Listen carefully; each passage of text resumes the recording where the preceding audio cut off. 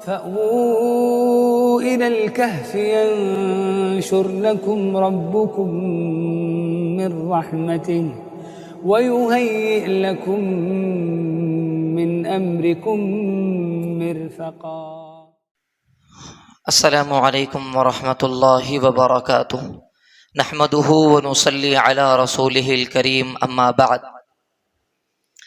11 مئی 2025 مدارس بنات کے صدر معلمات اور ناظمات سے متعلق ہونے والے اس تربیت الفاضلات میں ایک عنوان ہے نورانی قاعدہ حفظ و ناظرہ، کچھ اہم تجربات۔ اس موضوع سے متعلق سب سے پہلی بات یہ ہے کہ ہم قاعدہ ہو، ناظرہ ہو، حفظ ہو، سیکھ کر پڑھائیں۔ سیکھے بغیر پڑھانا خیانت ہے۔ بچیوں پر تجربہ کرنا یا تجربہ کر کے سیکھ کر تجربہ کیے ہوئے احباب سے معلوم کر کے اس کے مطابق پڑھانا، دونوں میں زمین آسمان کا فرق ہے۔ آدمی میں جستجو جب ہوتی ہے، الحکمت ضالۃ المؤمن، جہاں جو اچھی چیز اسے مل جاتی ہے وہ اسے لے لیتا ہے۔ دراصل ہمارا یہ مزاج بن چکا ہے کہ جہاں انتظاماً، اجتماعاً، باسہولت، پورے اخراجات کے ساتھ ادارہ نظام بنا کر، ترتیب بنا کر ورکشاپ یا پروگرام میں ہمیں لے جایا جاتا ہے تو ہم جاتے ہیں۔ خود سے ہم تگودو نہیں کرتے، خود سے ہم اس بات کی فکر نہیں کرتے کہ ہم کو یہ فن سیکھنا ہے، سیکھے بغیر نہیں پڑھانا ہے۔ سیکھنا کیسا ہے؟ کہاں سیکھنا ہے؟ جیسے ہم نے پڑھنا سیکھا ہے اپنے معلمات سے، اپنے اساتذہ سے، ویسے پڑھانا بھی سیکھنا چاہیے۔ نکتہ وار ان کے تجربات کو سمجھیں، لکھیں، نوٹ کریں۔ کتابیں بہت موجود ہیں، ابھی بہت سارے حوالے جات دیے گئے ہیں۔ مطالعہ کرنا چاہیے، وقت دینا چاہیے، ماہرین تجربے کار سے ربط کرنا چاہیے۔ فونوں کی دنیا ہے، نیٹ کا استعمال ہے، ہر ایک معلمہ کے پاس، ہر ایک نو فارغہ کے پاس ضرور سمارٹ فون ہوتا ہی ہے۔ سب سے پہلے اسی کا مطالبہ کیا جاتا ہے، تو ہم فون کا صحیح استعمال کریں۔ یوٹیوب کا، آن لائن کورسز کا، یوٹیوب کے اہم چینلز کا دیکھیں تو صحیح، بولنے والے کیسے ہیں، کس کی نگرانی میں، کس کی سرپرستی میں سابقہ ان کی تحریرات اور ان کی تقریرات کیسی رہی ہیں، بافیض ہیں یا بے فیض ہیں، سرسری ہیں یا کافی اہمیت کے حامل ہیں۔ تو اس کے بعد ہم فیصلہ کریں اپنے اکابر کی موجودگی میں کہ کس کورس میں ہم کو حصہ لینا ہے۔ دیکھیے مولانا اسماعیل صاحب کاپودروی دامت برکاتہم فرماتے ہیں کہ ہم استاد کی تبدیلی کے قائل نہیں ہیں۔ بھئی یہ استاد کو پڑھانے نہیں آتا، معلمہ کو پڑھانے نہیں آتا، چلو معلمہ کو بدل دیں، بلکہ ہم تو معلمہ میں تبدیلی کے قائل ہیں، استاد میں تبدیلی کے قائل ہیں۔ استاد کو بدلنے کی ضرورت نہیں ہے، استاد میں تبدیلی لانے کی ضرورت ہے۔ سیکھے بغیر نہ پڑھائیں۔ اگر ہم ناظرہ پڑھاتے ہیں، مکتب پڑھاتے ہیں، حفظ قرآن پڑھاتے ہیں، ہمیں ایک درجہ دیا گیا ہے، اس سے متعلق بازار میں جتنے تجربات موجود ہیں، جتنی کتابیں موجود ہیں، آن لائن جتنی چیزیں ہیں، ہم اس کو نکالیں، دیکھیں۔ اتنا پڑھے کہ ہم متخصص بن جائیں، اتنا پڑھے کہ ہمیں اس فن میں کمال حاصل ہو جائے، کمانڈ ہم حاصل کرنے والے بن جائیں۔ ان اللہ یحب المحسنین، ان اللہ کتب الاحسان علی کل شیء۔ اللہ رب العزت کسی بھی چیز کو اچھا کر کے پیش کرنے والے کو پسند فرماتا ہے، قابل تقلید نمونہ بن جائیں۔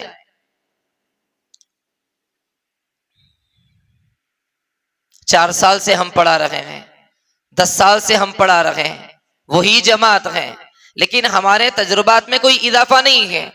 کتنی تعجب کی بات ہے، میرے پاس 10 بچیاں پڑھ رہی ہے، پڑھ کر فارغہ بھی ہو گئی ہے، اور جو اسے تجوید کے قواعد معلوم نہیں تھے معلوم ہو چکے ہیں، جتنا میرا علم تھا اس کا بھی اتنا علم ہو چکا ہے، تو مجھ میں اور اس پڑھی ہوئی بچی میں فرق کیا رہ گیا؟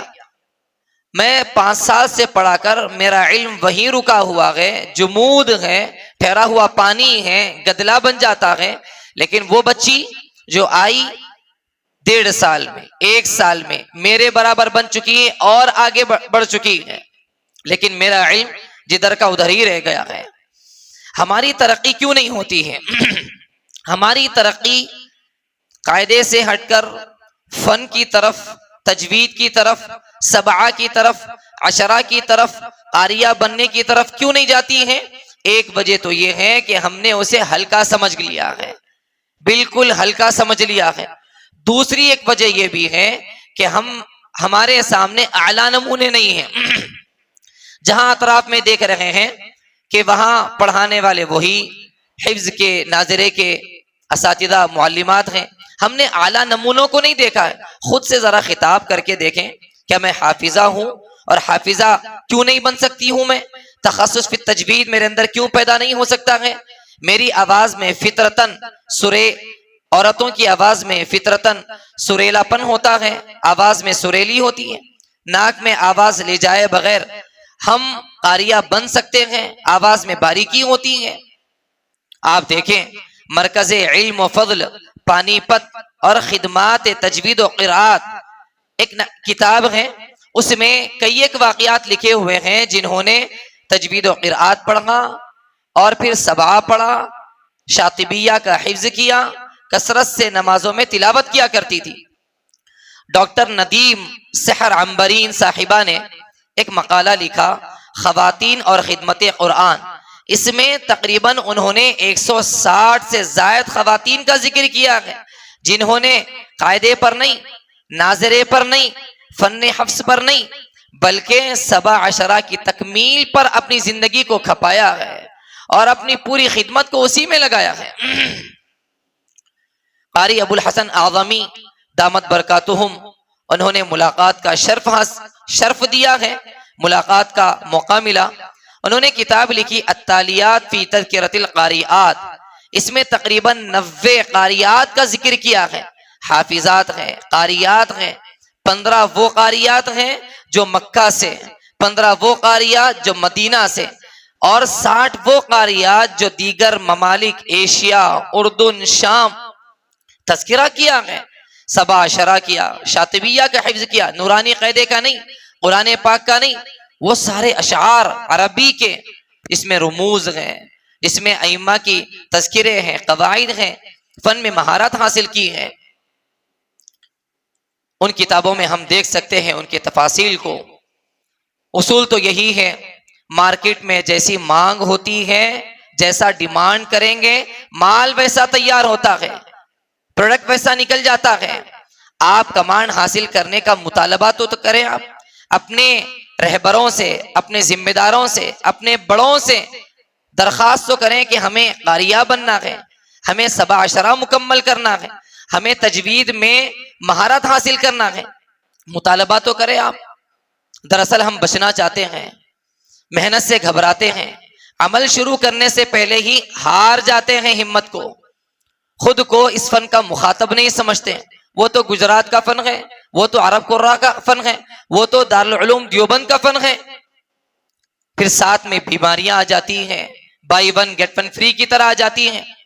ہم سوچ کر دیکھیں، ہمارا نکاح ہوا 10 سال ہو چکے ہیں، شوہر موقع فراہم کر رہا ہے، زچگیوں کا زمانہ ختم ہو چکا ہے، سسرال قابو کا ہے، اور گھر میں نوکرانی رکھی ہوئی ہے، بچوں کی نگرانی میں دقت نہیں ہے، اسکول بچے چلے جاتے ہیں، دن بھر وقت فارغ رہتا ہے۔ کیا میں حافظہ نہیں بن سکتی ہوں؟ کیا میں مجودہ نہیں بن سکتی ہوں؟ کیا میں قاریہ نہیں بن سکتی ہوں؟ کیا میری آواز باریک نہیں ہے؟ کیا کچھ نہیں کر سکتے ہیں؟ ہم نے اس شعبے کو ہلکا سمجھ لیا ہے، یا پھر ہم اس کے مخاطب اپنے آپ کو نہیں سمجھتے ہیں۔ تصحیح کے شعبے کیوں شروع ہوتے ہیں؟ تصحیح کے شعبے کا شروع ہونا، تخصصات کا شروع ہونا، صلاحیتوں کے کمزور ہونے یا بر وقت صلاحیتوں کے نہ بننے کی وجہ سے ہوتا ہے۔ تصحیح کے شعبے ہیں، ہم نے تصحیح کے شعبوں کو حرف آخر سمجھ لیا ہے، تصحیح کے شعبے اور جو آدمی تصحیح کرتا ہے وہ بہت زیادہ باکمال ہو چکا ہے. تصحیح کے آگے بھی بہت ساری چیزیں ہیں. حضرت مولانا عبید الرحمن اطہر صاحب دامت برکاتہم فرماتے ہیں حضرت محی السنہ کی جو محنت ہندوستان میں رہی ہے اللہ جزائے خیر دے ان کو، ان کی قبر کو نور سے منور فرمائے. آپ کے ذریعے سے فیض العلوم کے ذریعے سے بالواسطہ بلا واسطہ ہم لوگ بے شمار لوگ فائدہ اٹھاتے ہیں. لیکن آپ سمجھیں حضرت کی محنت عمومیت والی تھی، بنیادی محنت تھی. عمومیت والی محنت میں، بنیادی محنت میں بہت کچھ آ جاتا ہے، سب کچھ نہیں آتا ہے. جیسے دعوت و تبلیغ کی محنت ہے، بنیادی کام ہے، بنیادی محنت ہے، ساری چیزوں کو گھیرا نہیں جاتا ہے، بہت کچھ آ جاتا ہے، سب کچھ نہیں آتا ہے. اس کے بعد بھی کچھ دنیا ہے. اس تصحیح کے بعد، اس فن کے بعد فن کو حاصل کرنا ہے، قرات کو حاصل کرنا ہے، سبعہ پڑھنا ہے، عربی لہجے میں اپنے آپ کو مزین کرنا ہے، لحن کو سیکھنا ہے. لہذا ہمیں چاہیے کہ تصحیح سے ہٹ کر، تصحیح سے آگے بھی فن کو سیکھنے کی ہم کوشش کریں. اب جب تصحیح ہو چکی ہے، سبا ہو چکا ہے، قاریہ بن چکے ہیں، اس کے بعد بھی ہماری غلطی ہو سکتی ہے. فن حاصل ہونے کے بعد بھی غلطی ہو سکتی ہے، خود کو ہم کامل نہیں کہہ سکتے ہیں. حضرت مولانا عبید الرحمن اطہر صاحب دامت برکاتہم تصحیح بیانات میں فرماتے ہیں کہ میں نے 10 سال کے بعد اپنی اس غلطی کی اصلاح کی ہے، فلانے صاحب سے میں نے 15 سال کے بعد اس غلطی کی میں نے اصلاح کی ہے. اچھی طرح وہ زمانہ یاد ہے، حفظ مکمل ہوا، تصحیح مکمل ہوئی، سبا مکمل ہوا. عربی ہفتم میں عشاء کی نماز پڑھانے کے لیے انٹرویو اور استاد محترم حضرت مولانا سلیم الرحمان صاحب دامت برکاتہم کو سنانے کا موقع آیا. سب سے پہلے الحمدللہ کے اندر انہوں نے غلطی کو پکڑ لیا، 7 دن تک مشق کروایا، بیجا اس کے اندر قلقلہ ہو رہا ہے، انعمت علیہم صحیح ادا نہیں ہو رہا ہے. 7 دن کے بعد پھر دوبارہ موقع دیا گیا ہے. ہم اپنے بڑوں کو سناتے رہیں، ہم اپنی غلطیوں کی اصلاح کرواتے رہیں. یہ تو پہلی بات تھی، جس کا خلاصہ یہی ہے کہ ہم اپنے علم میں قناعت نہ کریں، آگے بڑھیں، فن کو حاصل کریں. بازار میں جس شعبے سے متعلق آپ کی ذمہ داری ہے، اس سے متعلق جتنی کتابیں ہیں، جتنے ماہرین فن ہیں، اس کو دیکھیں، رابطہ کریں اور پھر اس کو حاصل کرنے کی کوشش کریں. دوسری بات، حفظ سے متعلق چند باتیں ہیں. حفظ کے اندر سب سے پہلے سوال، سب سے پہلی گفتگو وہ یہ ہے کہ کیا ہم بچیوں کو حافظہ بنا سکتے ہیں؟ نہیں بنا سکتے ہیں. بچیوں کا حافظہ بننا درست ہے یا نہیں ہے؟ بنائیں یا نہ بنائیں؟ اب اتنے واقعات سن لینے کے بعد تو اس کی ضرورت پیش نہیں آنی چاہیے سوال کی. خواتین کا یہ سوال رہتا ہے کہ قرآن بھول جائیں گے، انہیں اتنے مواقع حاصل نہیں ہوتے ہیں. بچوں کے لیے مواقع ہیں، مردوں کے لیے مواقع ہیں، عورتوں کے لیے اتنے مواقع نہیں ہیں. اس سلسلے میں حضرت مولانا عبید الرحمن اطہر صاحب پوری قوت سے اس نظریے کی تردید کرتے ہوئے فرماتے ہیں کہ مرد احباب بھی حافظ بننے کے بعد اپنے حفظ کو بھول جاتے ہیں. تو کیا مدارس کو بند کر دیا جائے؟ کیا بچوں کو حافظ نہ بنایا جائے؟ کتنے ایسے حافظ بچے ہیں جو حفظ تو کر لیتے ہیں، محراب سنا نہیں پاتے ہیں، یا محراب سنا بھی لیتے ہیں یا محراب سنانے کے قابل نہیں رہتے ہیں. تو کیا ہم بچوں کو بھی حافظ بنانا چھوڑ دیں اس ڈر سے، جوؤں کے ڈر سے؟ کیا بال ہم مڑوا لیتے ہیں یا پھر جوؤں کے نکالنے کا، بھگانے کا ہم کوشش کرتے ہیں؟ محراب جیسے لڑکوں کا ہوتا ہے رمضان میں، ویسے لڑکیوں کے تراویح کا نظم بھی فقہائے کرام نے اس کی گنجائش دی ہے اور بچیاں حافظات پڑھاتی بھی ہیں. دوسرا سوال یہ رہتا ہے پتہ نہیں سسرال کیسا ملے گا، سسرال میں جائیں گے کام کاج ہوگا. کام کاج تو سسرال میں نہ جانے سے پہلے بھی ہوگا. سسرال کا انتخاب تو ماں باپ کرتے ہیں، آپ حضرات کرتے ہیں. جیسا سسرال آپ انتخاب کریں گے ویسا سسرال ان کو ملے گا. اور کوئی ساس ایسی تو نہیں ہوگی، چاہے وہ ابو جہل کی ذہنیت رکھنے والی ہوگی، جو آپ کے قرآن پاک پڑھنے کا موقع بھی نہ دیں، آپ کے منہ کو بند کر دیں. فجر کے بعد موقع ہوتا ہے، نمازوں میں موقع ہوتا ہے، دن رات موقع ہوتا ہے. ہم ان بہانوں کی بنا پر یہ نہیں کہا جا رہا ہے کہ ہر بچی کو حافظہ بنائے، یہ کہا جا رہا ہے کہ جو بچی حافظہ بن سکتی ہیں، ذہین ہیں، سمجھدار ہیں، موقع ہے، تو اسے بنایا ضرور جا سکتا ہے۔ ان چھوٹی چھوٹی بنیادوں کی بنا پر ہم بچی کو حافظہ بنانے سے نہیں روک سکتے ہیں۔ مدارس کے ذمہ دار جو صدر معلمات ہیں، ناظمات ہیں، انہیں چاہیے کہ پیرنٹس میٹنگ رکھیں، پیرنٹس میٹنگ میں اس بات کی بھی ذہن سازی کریں، بچیوں کے ذرا ہمت کر کے رشتوں سے متعلق بھی بتائیں، ایسے رشتے دیکھنا چاہیے، ایسے رشتے دیکھنا چاہیے جہاں پر ان کے علم کی قدردانی کی جاتی ہو، جہاں ان کا مقام رکھا جاتا ہو، جہاں ان کے حفظ کو باقی رکھنے کے اسباب مہیا کیے جاتے ہوں۔ فجر کے بعد ہم سوتے ہیں، فجر کے بعد رزق تقسیم ہوتا ہے، تو کیا قرآن و حدیث کا علم بھی تقسیم نہیں ہوتا ہے؟ کہ یہ بھی رزق نہیں ہے؟ ہم فجر کے بعد بھی معمول بنا سکتے ہیں۔ اسی طرح ایک سوال یہ رہتا ہے کہ مخصوص ایام کی بنا پر بہت سارے ایام قرآن پاک پڑھنے سے رہ جاتے ہیں۔ ہمیں سوچنا چاہیے کہ یہ ایام قلیل ہیں یا کثیر ہیں، یہ ایام زیادہ ہیں یا کم ہیں، اور پھر اس کے علاوہ قرآن پڑھنے سے، چھونے سے منع کیا گیا ہے۔ ان دنوں میں قرآن سن تو سکتے ہیں، قرآن دیکھ تو سکتے ہیں، اور باقی اس کے علاوہ 20 دنوں میں، 25 دنوں میں کیا تلاوت نہیں ہو سکتی ہے؟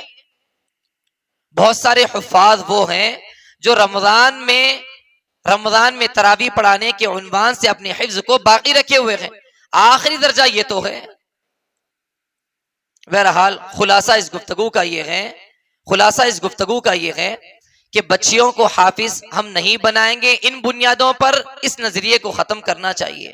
ہاں، ہمارے اکابرین یہ کہتے ہیں، حضرت مولانا عبد القوی صاحب دامت برکاتہم، حضرت شاہ جمال الرحمان صاحب دامت برکاتہم فرماتے ہیں کہ دیکھ لیں بچی اگر 12 سال سے پہلے 9 سال میں، 10 سال میں، 11 سال میں اگر اس کا حفظ ہو سکتا ہے تو حفظ کرا لیں۔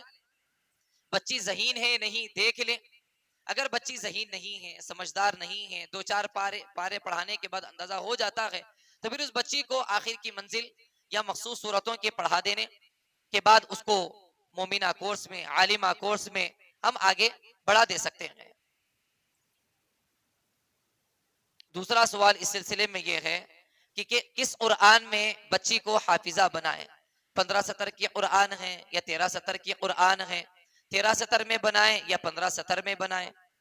ہمارے یہاں زیادہ تر رواج تو 15 سطر کا چل پڑا ہے، اس میں سہولت ہوتی ہے تراویح میں، اور پھر 2 لائن اس میں اضافہ ہو جاتے ہیں، بچہ جلدی حافظ بن جاتا ہے، ایک صفحے کے لحاظ سے 20 دن میں اس کا پارا مکمل ہو جاتا ہے۔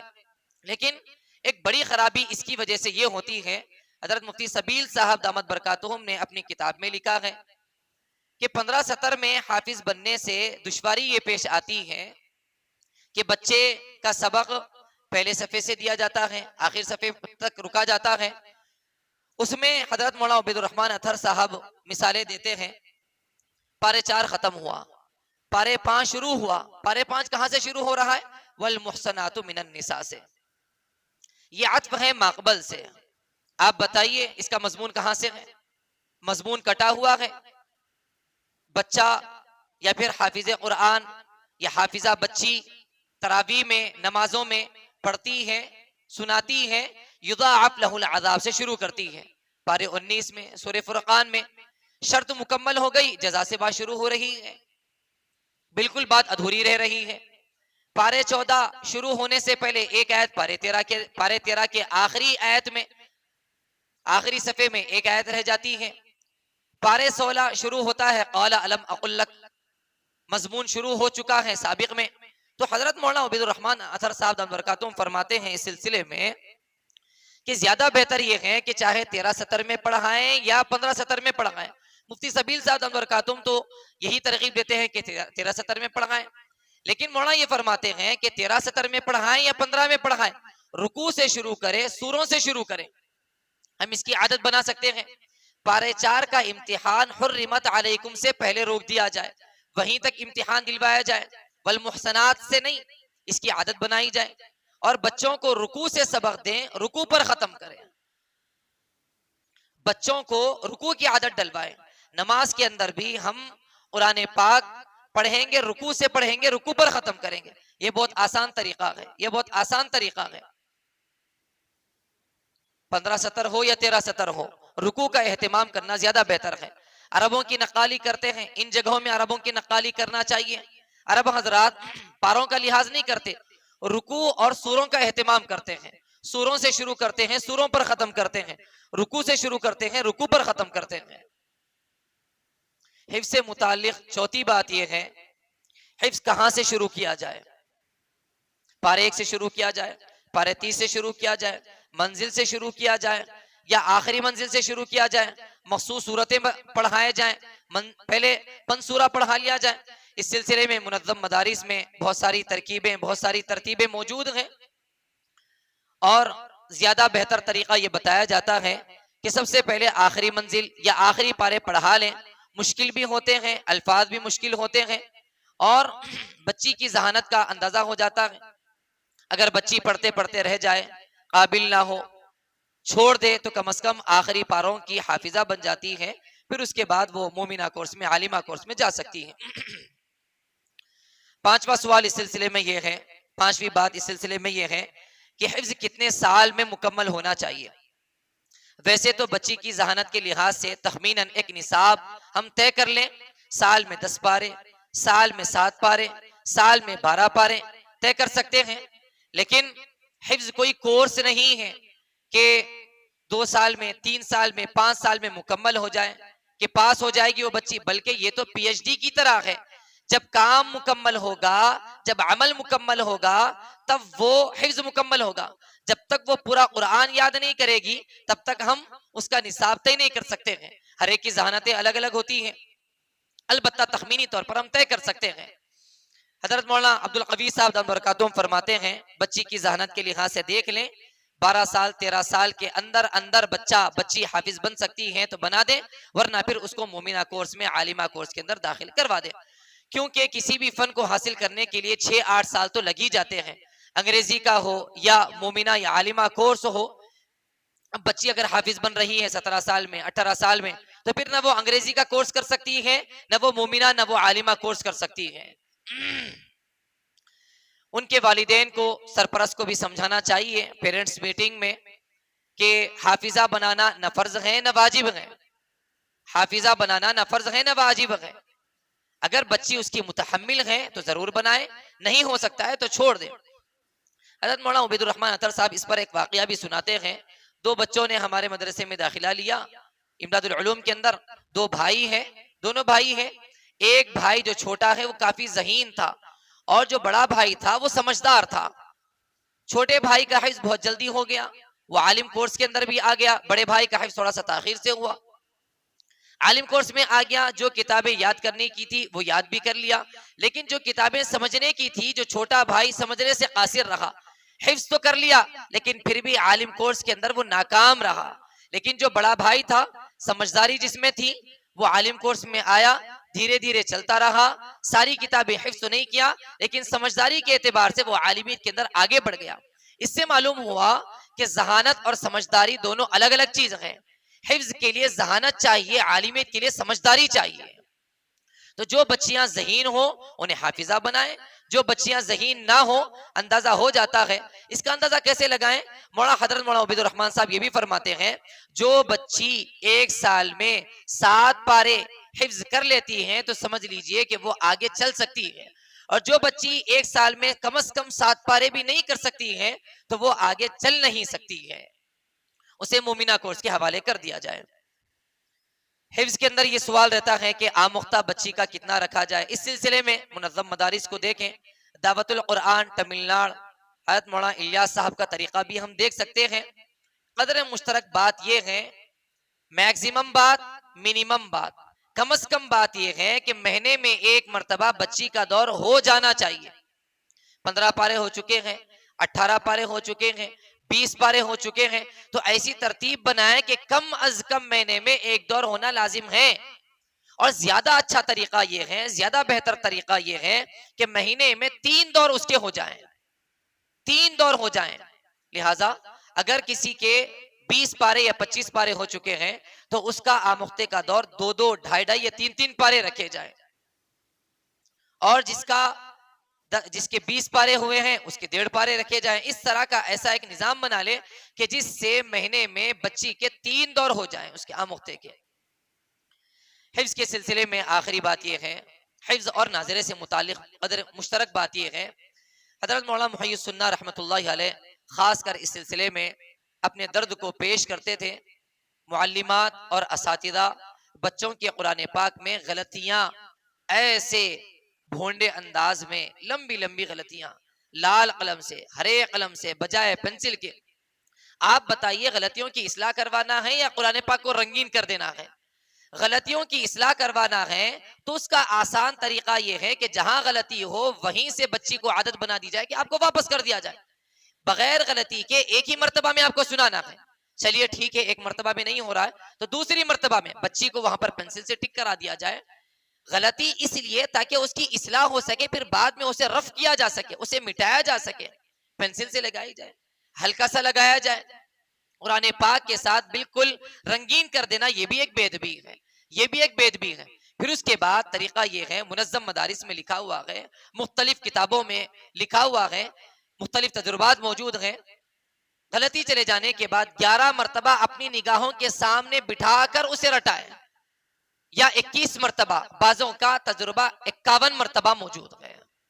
جو بھی ہو کم از کم اپنی نگرانی میں تو کروائیں، اپنی نگرانی میں کروائیں.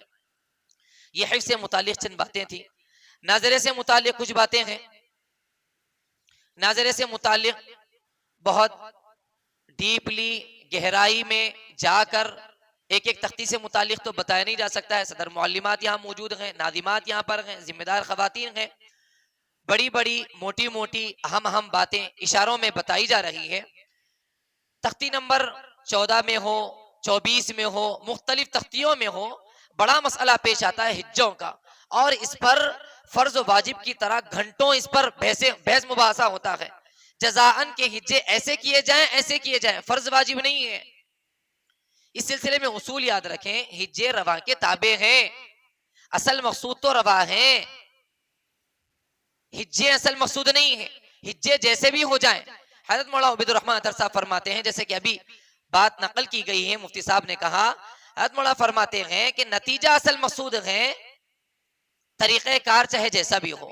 جزاءن کے حجے آپ 2 زبر کے ساتھ پڑھائیں یا وقف کے انداز میں کروائیں، حجے رواں کے تابع ہوتے ہیں، پہلا اصول. دوسری بات یہ ہے کہ اس سلسلے میں زیادہ اس پر بحث کرنے کے مقابلے میں رواں پر توجہ دی جائے. کسی کا طریقہ یہ ہے، کسی کا طریقہ یہ ہے، زیادہ وقت اس میں لگانے کی ضرورت نہیں ہے. حتیٰ کہ بعض لوگ تو ہمارے بتائے ہوئے طریقے کے مطابق اگر حجے نہیں کرتے ہیں کسی جگہ اعادہ کر دیتے ہیں، اعادے کی بنیاد وہ نہیں ہے. دوسری بات، ناظرہ اور حفظ کے استاد کا فرق. ناظرے کا جو استاد ہوتا ہے، حفظ کا استاد، ناظرے کا استاد حفظ کے استاد پر قیاس کرتا ہے. حفظ کا استاد کیسا ہوتا ہے؟ وہ آ کر بیٹھ جاتا ہے، سبق کو سنتا ہے، آموختے کو سنتا ہے، ٹک ڈالتا ہے اور لگا کر دے دیتا ہے وہ. لیکن ناظرے کا استاد ویسا نہیں ہونا چاہیے. ناظرے کا استاد تو بچوں کی طرح زور و شور کے ساتھ اسے بھی پڑھانا چاہیے. بڑی غلطی ہوتی ہے، نسوانی غلطی بھی ہے، یہ مردوں کی غلطی بھی ہے، ٹک ڈال کر چھوڑ دیتے ہیں، پڑھانے کا اہتمام نہیں ہوتا ہے. بچوں کے ساتھ استاد بھی خوب زور زور سے پڑھائیں، سبق دے کر ٹک لگا کر نہ چھوڑے، بلکہ بچے کو پڑھائیں. درسا ودعا، وہاں پر پڑھائیں، ٹک لگا کر چھوڑ دینا بالکل خیانت ہے، غلط بات ہے. کس کے حوالے کر رہے ہیں ہم؟ ماں باپ کے حوالے کر رہے ہیں، بچوں کے حوالے کر رہے ہیں. ماں باپ کو تو آتا نہیں ہے، ماں باپ کی تجوید پر آپ کو اعتماد نہیں ہے، اطمینان نہیں ہے. بچے سے یا پھر وہ ماں باپ سے جیسے سن لیتا ہے اسی کے مطابق وہ رٹ لیتا ہے، آپ کے معیار کے مطابق چل نہیں پاتا ہے. تو اس لیے ناظرے کا استاد حفظ کے استاد کی طرح نہ بنے، بلکہ خوب محنت سے پڑھانے کی کوشش کریں. تیسری بات اس سلسلے میں یہ ہے کہ نصاب طے ہونا چاہیے. بڑی تعجب کی بات ہے، اسکول میں ہمارا 5 سال کا بچہ جاتا ہے، 4 سال کی بچی چلے جاتی ہے، وہ 1 سال میں 3 تختیوں کو 5 تختیوں کو مکمل کر لیتی ہے، اور سبجیکٹس کے ساتھ، ہندی کے ساتھ، تیلگو کے ساتھ، انگلش کے ساتھ، میتھمیٹکس کے ساتھ. لیکن ہمارے پاس، ہمارے مکتب میں، ہمارے درسگاہ میں، ناظرے کی درسگاہ میں 2 سال سے بچی موجود ہیں.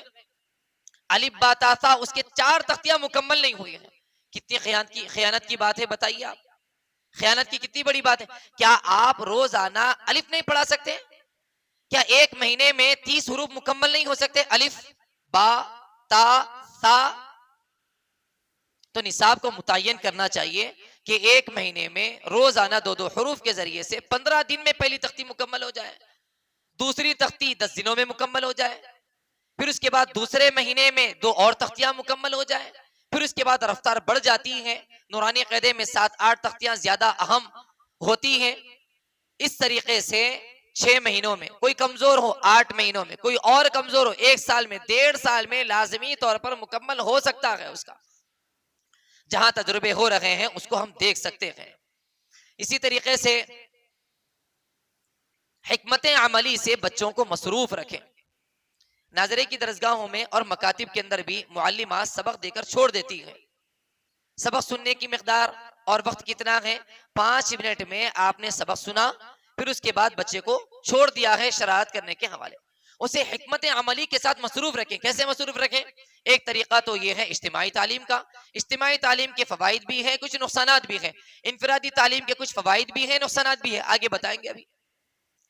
دوسرا طریقہ یہ ہے کہ آپ ورک بک کی طرح, مفتی غیاث صاحب رشادی دامت برکاتہم العالیہ کی ورک بک ہے, نورانی قاعدہ ورک بک. تیسرا طریقہ یہ ہے کہ آپ ورک بک کا انتظام نہیں کر سکتے ہیں, کاپی میں بچے سے یہ کہہ دیں کہ جو آپ نے پڑھا ہے لام الف جیم الف دا رسا, اسی کو ڈرا کرنے کی, اسی کو لکھنے کی کوشش کریں. بچہ مصروف رہے گا.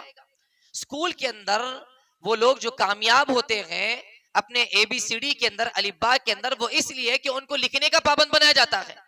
لکھنے سے بہت سارے حروف اور نقشجات بیٹھ جاتے ہیں ذہن میں. ویسے ہم بھی اس کا تجربہ کر سکتے ہیں. ہم بھی بچوں کو اپنے مکاتب میں, اپنی درسگاہوں میں آدھا گھنٹہ کم از کم لکھنے کا پابند بنا سکتے ہیں. علامہ بالقلم بنگلہ دیش میں, عقل کنواں میں اور بہت ساری جگہوں میں لکھنے کا اہتمام کروایا جاتا ہے. تحریر بھی عمدہ بن جاتی ہے چھوٹے چھوٹے بچوں کی. تو اس طریقے سے, اسی طریقے سے ایک ترتیب یہ ہے گھنٹے کو ہم تقسیم کریں. جیسے کہ اجتماعی تعلیم کے اندر ہوتا ہے کہ میں بچے کے وقت کو تقسیم کر دیں. 10 منٹ میں اس بچے کا وقت سبق ہو جانا ہے, پھر 15 منٹ میں اردو ہونا ہے, پھر 20 منٹ کے اندر اس کا تحریر اور دینیات کا سبق ہونا ہے. اس طریقے سے ہم بچے کے وقت کو تقسیم کر دیں. ایک سوال ناظرے کے اندر یہ ہوتا ہے کہ ناظرہ کہاں سے شروع کریں؟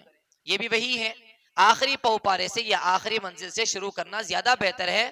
باقی کہیں سے بھی شروع کر سکتے ہیں, کیونکہ آخری پاروں میں الفاظ اور ہجے کافی مشکل ہوتے ہیں.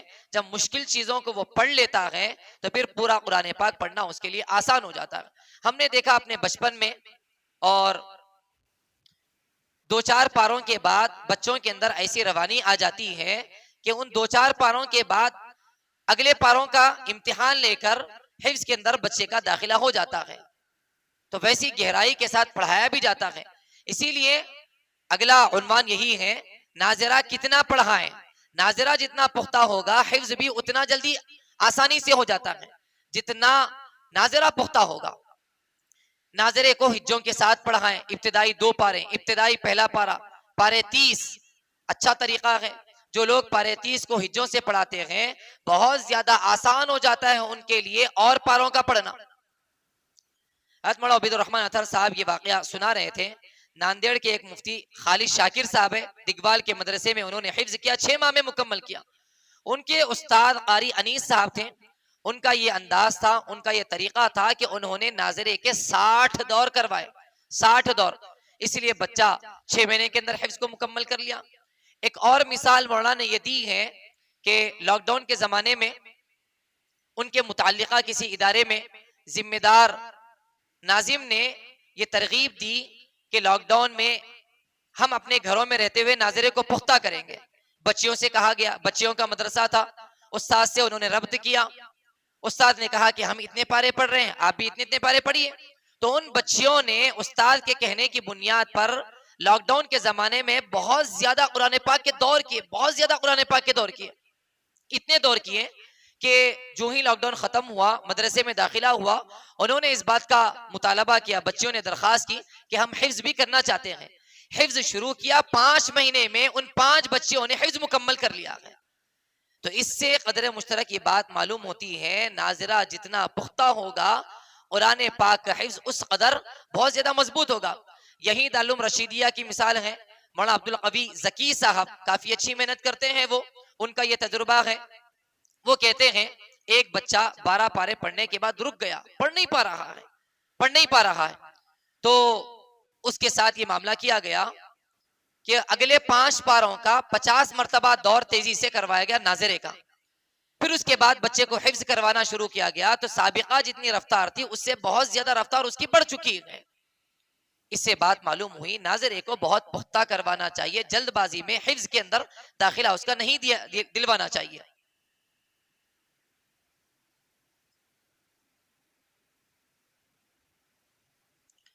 حضرت مولانا عبید الرحمن اطہر صاحب ایک بہت اچھی مثال بھی دیتے ہیں اس سلسلے میں.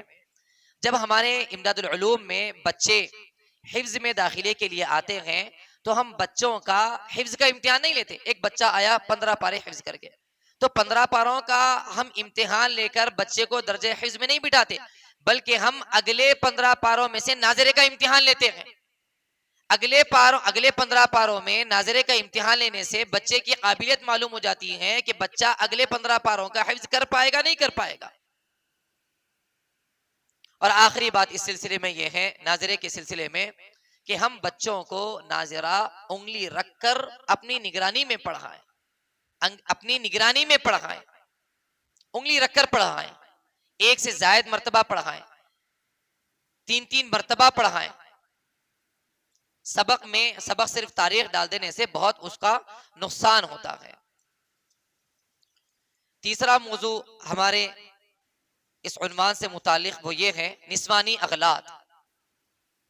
کچھ غلطیاں وہ ہوتی ہیں جو بالعموم ہوتی ہیں مردوں کی عورتوں کی، کچھ غلطیاں وہ ہوتی ہیں جو اکثر عورتوں میں پائی جاتی ہیں، مکاتب میں اور عورتوں کی درسگاہوں میں. اس میں سے کچھ مثالیں یہاں پر پیش کی جا رہی ہیں، نکتہ وار ہم ذکر کر رہے ہیں. سب سے پہلی غلطی ان کی ہوتی ہے ناک میں آواز بکثرت جاتی ہے. ناک میں آواز جانا لہن خفی نہیں ہے، ناک میں آواز جانا لہن جلی ہے.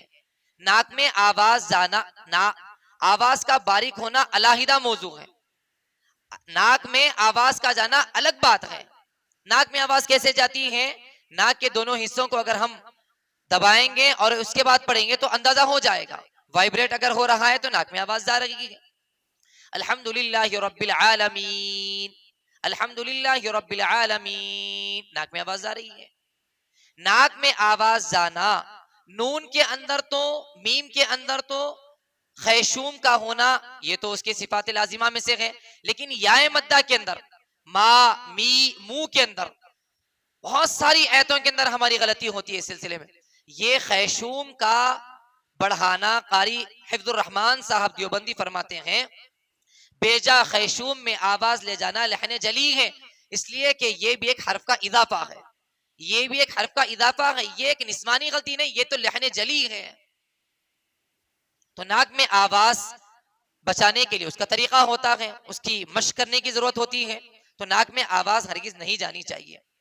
دوسری بات امالہ بکثرت ہوتا ہے، امالہ بہت بکثرت ہوتا ہے. جھکا کر پڑھنے کو امالہ کہتے ہیں، بینڈ کر کے پڑھنے کو امالہ کہتے ہیں. عالمین عالمین بچیوں میں بہت زیادہ ہوتا ہے. حروف کو چبا کر پڑھتی ہیں بچیاں. بہت سے حروف کی صفت میں انفتاح ہوتا ہے، منہ کھول کر پڑھنا ہوتا ہے. انفتاح منہ کھول کر پڑھنا، بجائے اس کے منہ کو دبا کر پڑھنا، چبا کر پڑھنا، اس سے لہن جلی پیدا ہو سکتی ہے. یہ بچیوں میں زیادہ ہوتی ہیں. اسی طریقے سے حروف مصالیہ 90% بچیوں کا خواتین کا درست نہیں ہوتا، یہ بلا مبالغہ ہے، بلا مبالغہ ہے. حروف مصالیہ کے اندر بھی 4 حروف وہ ہوتے ہیں جن میں استعلاء ہے، اطباق ہے، بہت زیادہ موٹا پڑھنے کا ہوتا ہے. لیکن موٹا پڑھنے کا مطلب یہ نہیں ہے کہ ہونٹوں کو گول کر دینا. استعلاء کا مطلب، اطباق کا مطلب ہونٹوں کو گول کرنا نہیں. ہاں اگر ان مصالیہ حروف کے اندر پیش اگر آ جائے تو پیش کی وجہ سے ہونٹ کی گولائی ہو سکتی ہے، لیکن حروف کے اندر گولائی ہرگز نہیں ہو سکتی ہے. ایک بہت بڑی غلطی یہ ہے کہ سبق کو سننے کے بجائے حل کرواتی ہے. وہ مکاتب میں اور ناظرے کی جماعتوں میں بچی نے سبق سنایا. اب سبق سنا رہی ہے وہ قرآن پاک کا. عما يتساءلون پڑھو عن النبأ العظیم. تو بچی غلطیوں کے ساتھ سنا رہی ہے, آپ اس کو حل کر رہے ہیں, ساتھ میں اس کا ساتھ دے رہے ہیں, ایسا نہیں ایسا نہیں ایسا ہے ایسا ہے ایسا ہے, تو آپ اسے لقمہ دے رہے ہیں اور اسی کو سبق سمجھ رہے ہیں. سبق تو وہ ہے جس میں غلطی نہ جائے. بغیر غلطی کے جو سبق سنا جاتا ہے وہ اصل سبق ہے. یہ کیا بات ہوئی, آدھا وہ پڑھ رہی ہے آدھا آپ پڑھ رہی ہے, تو یہ تو سبق کو حل کروانا ہوا, سبق پڑھوانا نہیں ہوا. تو اچھے طریقے سے بچی پہلے مشق کر کے آئے, ایک ہی بار میں بچی کا سنے. لیکن عام متن مکاتب میں اور درسگاہوں میں بچیوں کے کثرت کی وجہ سے بھی یہ بڑی غلطی ہوتی ہے, ایسا نہیں کرنا چاہیے. اسی طریقے سے یہ غلطی ہے, اکثر عورتیں بے وضو رہتی ہیں, قرآن پر تاریخ ڈالنے میں وہ دوسری چیزوں کا, لکڑی کا, قلم کا, پردے کا سہارا لیتی ہے. ایک تو غیر اختیاری عذر اگر آتا ہے وہ الگ مسئلہ ہے, لیکن کیا سال کے 12 مہینے, کیا مہینے کے پورے 30 دن, کیا ہم غیر اختیاری کے ساتھ ساتھ اختیاری کو ضم کر رہے ہیں؟ ہمیشہ بے وضو رہنا کس قدر غلط بات ہے. حیا کے باعث عام طور پر زبان پر لانا اس کا لوگ مناسب نہیں سمجھتے ہیں, لیکن بالکل یہ غلط ہمارا عیب ہے, غلط رویہ ہے ہمارا بے وضو رہنا. درسگاہوں میں بچیوں کی کثرت, ایک ہماری غلطی یہ ہے, مکاتب میں ہو عام طور پر, چونکہ یہاں جتنی معلمات ہیں, صدر معلمات ہیں یا پھر ناظمات ہیں, چاہے وہ علیہ کی کتابیں پڑھاتی ہوں غیر علیہ کی کتابیں پڑھاتی ہوں, ان کتابوں کے پڑھانے کے ساتھ ساتھ وہ اپنے گھروں کے پاس مکتب بھی پڑھاتی ہیں, پڑھانا بھی چاہیے. تو ان مکاتب میں پڑھانے میں بھی بچیوں کو وہ ایک ایک گھنٹے میں 50 بچوں کو, بلا مبالغہ 30 بچوں کو, 50 بچوں کو پڑھانے سے منع نہیں ہے, 30 بچیوں کو پڑھانے سے منع نہیں ہے, لیکن ایک ہی گھنٹے میں 30 بچوں کو کیسے پڑھائیں گے آپ؟ ایک ہی گھنٹے میں 40 بچوں کو کیسے پڑھائیں گے آپ؟ آپ اس کا طریقہ یہ ہے کہ گھنٹوں کے اندر تقسیم کر لیں.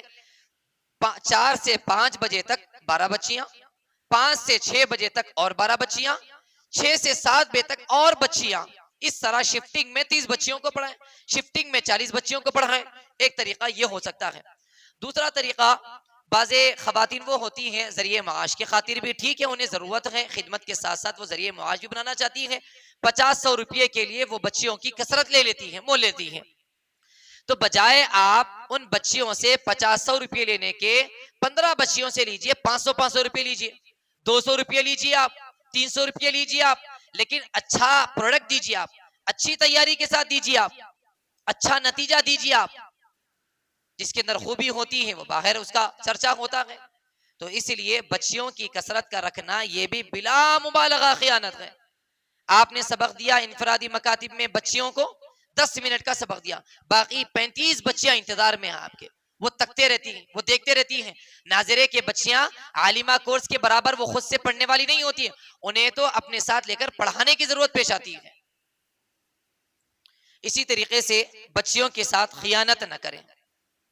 خاص کر مکاتب میں یہ واقعہ پیش آتا ہے, سالن بناتے ہوئے, شوہر کا استقبال کرتے ہوئے, ساس کو چائے دیتے ہوئے, اور اسی طریقے سے درسگاہوں میں فون لیتے ہوئے ہم مکتب کو پڑھاتے ہیں. یہ بہت خیانت کی بات ہے, بہت زیادہ غلط بات ہے, ایسا نہیں ہونا چاہیے. ایک بہت بڑی غلطی ہماری مکاتب کے اندر اور اسی طریقے سے بچیوں کے پاس یہ ہوتی ہے, امتحان کا کوئی نظام نہیں ہوتا ہے. دوسری معلمہ, دوسرا کوئی معلم جب تک تصدیق نہ کرے آپ کے پڑھانے کی, آپ کو سبق آگے نہیں بڑھانا چاہیے.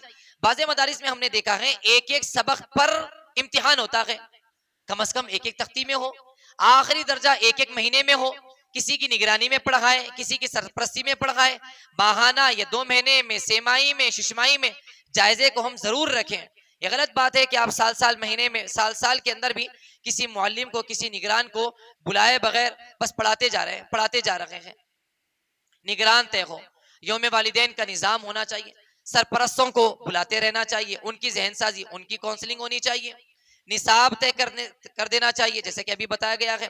وقار کو بھی باقی رکھیں, وقار کو باقی رکھیں. بازاری زبان, نچلی زبان, بچیوں کو نوچنا, دوپٹے کو اتار کر ایک طرف کر دینا, گھر ہو تو ہمیشہ نیٹی کے اندر رہنا, منہ چڑا کر بات کرنا, جلدی غصہ ہو جانا, ناراض ہو جانا, جلدی مایوس ہو جانا, معلمہ نظر آئے، مہذب نظر آنا چاہیے ہمیں.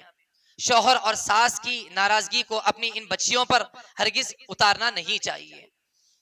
اسی طریقے سے بورڈ کا استعمال ضرور ہونا چاہیے. ہفتے میں ایک مرتبہ تو اجتماعی نظام ہو، بورڈ کا استعمال ہو، تختیوں کا استعمال ہو، کاپیوں کا استعمال ہو. اس کاپی کے اندر بچیوں کو بتائیں اخفاء شفوی کے اندر غلطی ہوتی ہے، اور اسی طرح الحمدللہ کے اندر انعمت علیہم، الحمد الحمد الحمد للہ انعمت علیہم، انعمت علیہم بیجا قلقلہ ہو جاتا ہے. ایاکا کو، یہ بڑی بڑی غلطیاں بتا رہا ہوں میں، ایاکا غلطی ہو جاتی ہے. ضاد کے بجائے ضاد ہوتا ہے، عربوں کی نقالی یہاں کی جاتی ہے. ولضالین کے بجائے ولضالین. ہمیں تعجب یہ ہوتا ہے کہ اگر واقعی طور پر ضاد کا مخرج دال سے ہے، ضاد سے ہے، تو آپ صرف ولضالین کے اندر آپ کو یہ کیوں یاد آتا ہے؟ الذی انقض ظہرک کے اندر بھی دال پڑی ہے، جہاں جہاں ضاد آتا وہاں پڑی آپ. عربوں کی نقالی ان مقامات میں بات سمجھ میں نہیں آتی ہے، ضاد ہے ضاد نہیں ہے. حروف مدہ میں ناک میں آواز زنا، اسی طرح تا دال تو کے اندر بھی زبان باہر نکلتی ہے بالعموم بچیوں کی، اس کو اچھی طرح دیکھیں آپ. تبت یدا. تو اس لیے ان چیزوں کی آخری بات یہ ہے اس سلسلے میں، درسگاہ میں، بچیوں کی درسگاہ میں مراہق بچوں کو جوڑ لینا یہ مناسب نہیں ہے. مکاتب میں ہم دیکھتے ہیں خاص کر بچیاں بھی ہیں، بچیوں کو رکھ رہے ہیں آپ، ان کے ساتھ بھائیوں کو بھی ان کے رکھ لیجیے آپ. 9 سال کا بچہ ہے، 10 سال کا بچہ ہے، 12 سال کا بچہ ہے، 7 سال کے بعد رکھنا ہے. پہلے تو بچیوں کا مکتب ہو، بالغات کا مکتب ہو، محض انہی کا ہو، ان کے ساتھ کسی بچے کو نہ رکھیں، زیادہ بہتر ہے. الغرض یہ چند باتیں نسوانی غلطیوں کی نکتہ وار آپ حضرات کے سامنے پیش کی گئی ہیں. ان کمزوریوں کی بنیاد پر ہی مدارس میں، مکاتب میں معلمات نظر نہیں آتی. آپ دیکھیے بہت سارے مدارس میں تجوید اور قرآن پڑھانے والے، امتحان لینے والے بجائے معلمہ کے وہاں پر معلم ہوتے ہیں، اس لیے کہ کوئی معلمہ ہی نہیں مل رہی ہے وہاں پر. معلمہ اگر ہو بھی تو ان کے پاس وہ تجوید نہیں ہے، وہ تجوید نہیں ہے ان کے پاس. تو اس لیے ہمیں سمجھنا چاہیے کہ جو بچی ایک معلم کے پاس 4-6 مہینے میں، 7-8 مہینے میں تجوید کو سیکھ سکتی ہے، تو کیا معلمہ بھی 4-6 مہینے میں اپنی تجوید کو درست نہیں کر سکتی ہے؟ درست کرنا چاہیے، درست کرنا چاہیے. آخری اس موضوع سے متعلق آخری ایک بات یہ ہے، متفرق باتوں میں اجتماعی تعلیم ہو یا انفرادی تعلیم ہو، اجتماعی تعلیم ہو یا انفرادی تعلیم ہو، اجتماعی تعلیم کے کچھ فوائد بھی ہیں اور کچھ اس کے نقصانات ہیں. جو بالکل مبتدی مکاتب ہوتے ہیں یا ہمارے ہندوستان اطراف میں جو درسگاہیں ہیں ہمارے پاس، جس کا رواج ہے وہ انفرادی تعلیم کا ہے. انفرادی تعلیم میں فائدہ یہ ہوتا ہے کہ جو ذہین بچیاں ہوتی ہیں ان کی ذہانت کا استعمال کرتے ہوئے ان کی صلاحیتوں کے اعتبار سے ان کا سبق آگے ہوتا ہے، اور جو کمزور ہوتے ہیں ان کا سبق پیچھے رہ جاتا ہے، ان کا سبق پیچھے رہ جاتا ہے.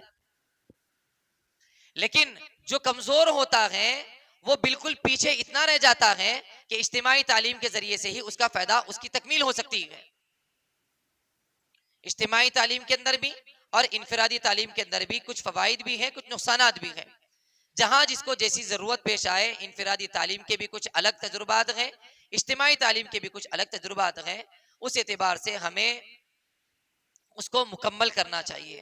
یہ چند باتیں تھی آپ حضرات کے سامنے ناظرہ، قاعدہ اور حفظ و ناظرے سے متعلق باتیں بتائی گئی ہیں. اللہ رب العزت سے دل کی گہرائیوں سے دعا کی جاتی ہے کہ اللہ رب العزت کہنے سننے سے زیادہ عمل کرنے کی توفیق عطا فرمائے.